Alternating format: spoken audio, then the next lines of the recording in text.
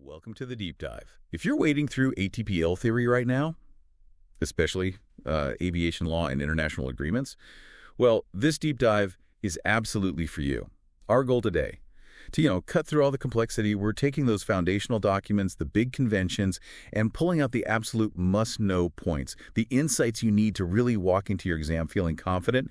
Think of it as your focused briefing on this essential stuff. Exactly. And it's more than just ticking boxes on an exam, although that's definitely important. What we're looking at here are the actual rules, the legal nuts and bolts that let millions of us fly safely and efficiently across the globe every single day. Understanding this stuff isn't just academic, it's fundamental to how the whole system works. Right. We've done the legwork, distilled the core info from our sources to make it all clear and hopefully pretty memorable. So let's jump right in. Okay, let's picture the scene. World War II just ended. Suddenly you've got aircraft that can fly huge distances, but, well, there's no real playbook for how countries share their skies, right? Or what happens if there's an incident, or who's responsible for what? It sounds like chaos. And that chaos led to one really pivotal moment, one key document. The Chicago Convention of 1944. What's the story there? How did it bring order? That's a perfect description of the atmosphere. Aviation tech had leaped forward during the war, and everyone could see this huge potential for international passenger and cargo flights. But yeah, without agreed-upon rules, it would have been a complete mess, a free-for-all. So, November 1944, the U.S. calls a meeting in Chicago. 55 states invited, 52 show up. And out of that comes the Convention on International Civil Aviation. Its main purpose: to make sure international civil aviation grew safely and in an orderly way, to foster, friendship and understanding between nations, and crucially, to stop aviation being misused in a way that could threaten global security. They agreed on the basic policies for safe development and, importantly, equality of opportunity. And here's probably the most fundamental point, something you absolutely need to grasp for the exams. The convention accepts as a core principle that every state has complete and exclusive sovereignty over the airspace above its territory. Complete and exclusive sovereignty. Okay. Yes.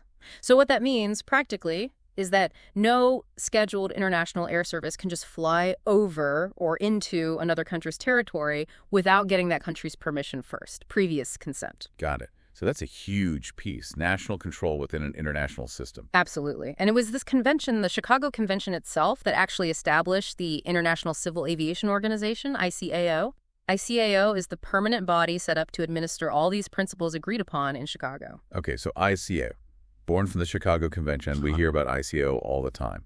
Beyond just being the governing body, what are its main goals? What's ICAO actually trying to achieve day to day? Well, its aims are pretty broad, covering pretty much everything. Ensuring safe and orderly growth, like we said, encouraging aircraft design and operation for peaceful purposes, developing airways, airports, air navigation facilities, making sure international air transport is safe, regular, efficient, and economical. Plus things like preventing unreasonable competition, making sure states' rights are respected, avoiding discrimination, promoting flight safety, basically promoting all aspects of international civil aeronautics. That's a lot. How do they actually do all that? What's the mechanism?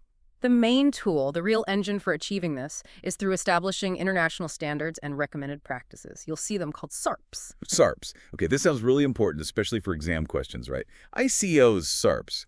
What exactly are they? And what's the difference between a standard and a recommended practice? Who finalizes them? You're spot on. This is central. SARPs are basically detailed specifications. They cover physical characteristics, configuration, materials, performance, personnel qualifications, procedures, you name it. They're the globally agreed best practices. Now, the difference is critical. A standard is something recognized as necessary for the safety or regularity of international flights. Necessary.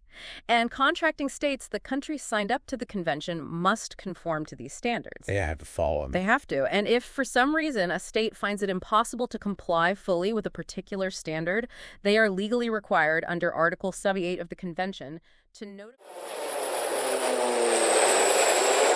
All right. Many thanks for listening to this free part of the ATPL Theory podcast. If you want to continue learning and access the full comprehensive guide, go to my Patreon at patreon.com/ATPLtheory or my Hero at herohero.co/ATPL. That is patreon.com/ATPLtheory or herohero.co/ATPL. Wishing you all the best.